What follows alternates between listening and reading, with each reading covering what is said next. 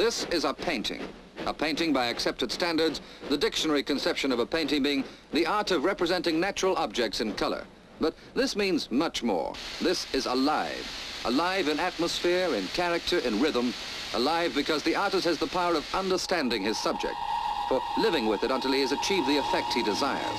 The artist is David Shepard, his age 24.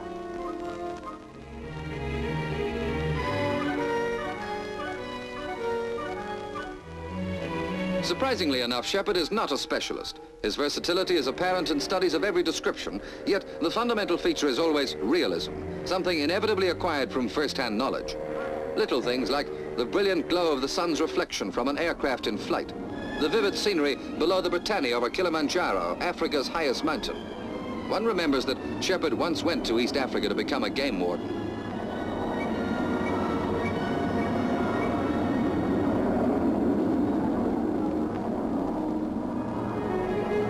A bird's eye view of Manhattan with a Viscount high above a panorama of life in a great city, the skyscrapers of New York.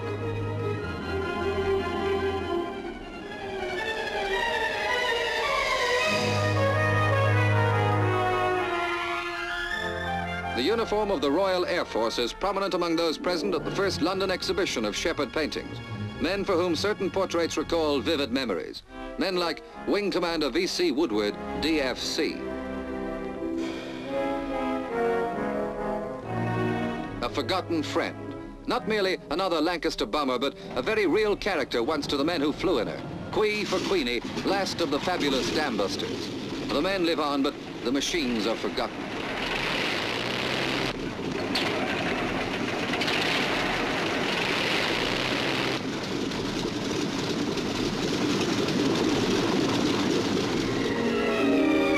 But it's the Spitfire that brings memories flooding back in the mind of Wing Commander Woodward. Memories of aerial battles over Tunisia as a Spitfire pilot with 213 Squadron Desert Air Force. The Spitfire may be a plane of a past age, but its short history was a glorious one.